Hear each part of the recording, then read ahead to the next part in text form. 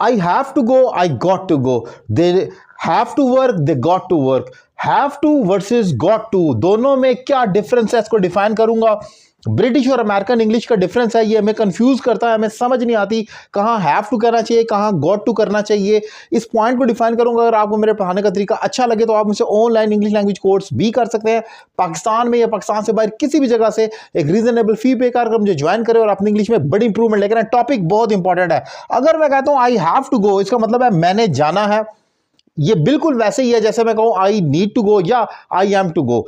लेकिन अगर इसकी दूसरी तरफ मैं कहता हूं आई गॉट टू गो, तो इसका मीनिंग भी वही है, मैंने जाना है। फर्क सिर्फ इतना, ये अमेरिकन इंग्लिश में यूएस में गेट का ज्यादा इस्तेमाल है, गॉट टू के साथ, गेट टू के साथ, और वो पास्ट में गॉट टू या गेटिंग टू। लेकिन प्रेजेंट में जो आप जब इस्तेमाल करते हैं मॉडल वर्ब की ऑक्सिलरी, तो ब्रिटिश इंग्लिश में आमतौर पर हैव टू कहा जाता है।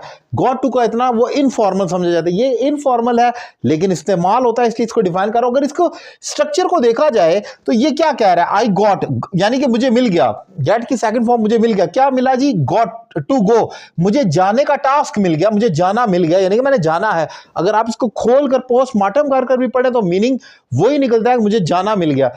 एक और एग्जांपल देखिए, दे हैव टू वर्क, उन्होंने काम करना है।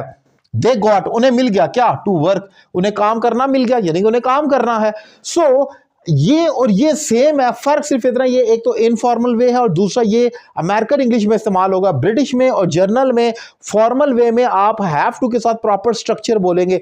लेकिन किसी जगह आप अगर ये पढ़ते हैं गॉट टू या गॉट टू, या आप गेटिंग टू कह देते हैं या विल गेट टू कह देते हैं या सुनते हैं, तो वहां पर आपको कंफ्यूज होना चाहिए, वो उसका मीनिंग इस तरीके से होगा। हाँ, लेकिन इंपॉर्टेंट पॉइंट ये कि स्ट्रक्चर दुरुस्त होना चाहिए। आई गॉट टू गोइंग ना आप लिख दें या आई गॉट टू के साथ आप कोई और गोन ना लिख दें, ये ऑब्वियसली गलत हो जाएगा। उसके बाद गॉट के बाद इंफिनिटिव आना, यानी कि वर्ब की फर्स्ट फॉर्म का इस्तेमाल होना है। मीनिंग और स्ट्रक्चर बिल्कुल सेम है। इस पॉइंट को डिफाइन किया। लेक्चर कैसा लगा? अब मैं आपसे एक फिक्रा पूछ रहा हूं कि अली को खत लिखना है, अमेरिकन इंग्लिश में इसको कैसे कहा जाएगा? अली को खत लिखना है, कमेंट बॉक्स में लिखें।